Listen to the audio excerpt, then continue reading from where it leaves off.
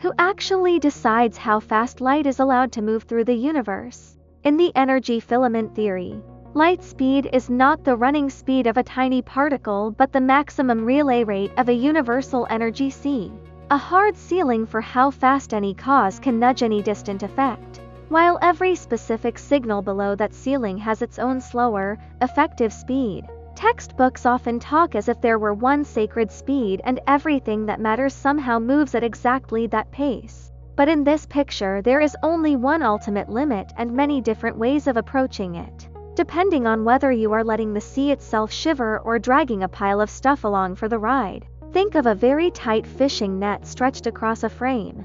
If you jab one knot sharply, that jab can be handed from knot to knot across the mesh. And there is a fastest possible rate at which the one quick jerk can move outward without tearing the net apart. That fastest jerk speed is not about a bead sliding along the strands. It is about how quickly the net can respond and recover. The energy c that fills the universe works the same way. It has one extreme response rate, one highest tempo at which a disturbance can be relayed between neighboring patches while still allowing the medium to reset. That is the local true light speed in this picture, the universal speed limit for action relays. Any signal that wants to let a distant region know something has happened has to play by that rule. It cannot pass the baton faster than the sea itself can twitch. So why isn't everything zipping along exactly at that limit? Because not every disturbance uses the same style of motion. The key question is whether you are asking the sea to move itself or insisting on carrying extra baggage with every step. Sound in air is a classic slowpoke.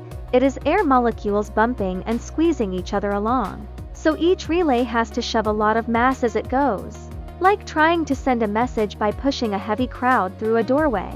Water waves, plasma jiggles and many other familiar ripples do the same thing, dragging internal structure and friction along the route. So their effective speeds are only some fraction of what the bare media could in principle support. Light is special because it is a very clean way for the sea to move. In this picture, a light beam is a tightly confined, twisted filament of motion in the most responsive layer of the energy sea.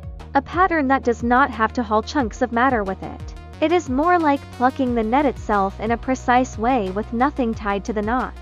That naked relay can sit right up against the top speed the sea allows. Gravitational waves are similar in spirit, though they involve deeper layers of the tension field.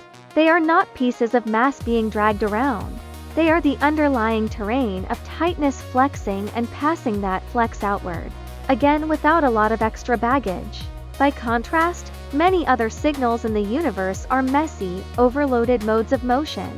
A shock wave in a gas, a disturbance in a crowded plasma, or the noisy background jitters you see as cosmic noise all represent patterns. That leans heavily on dragging materials and internal complexity with them. Their real propagation speeds can lie anywhere between 0 and the ultimate ceiling, depending on how stiff, how tangled and how lossy their particular combination of matter and motion is. You can picture the energy sea as a track with one posted speed limit. Light and deep tension waves are sprinters wearing almost nothing, running right up against that posted maximum. Sound, bulk waves and noisy fluctuations are hikers carrying gear, weaving around obstacles, sometimes trudging, sometimes jogging, but always staying well below the maximum pace the track itself would allow. From this angle, light speed is not the universe's only speed.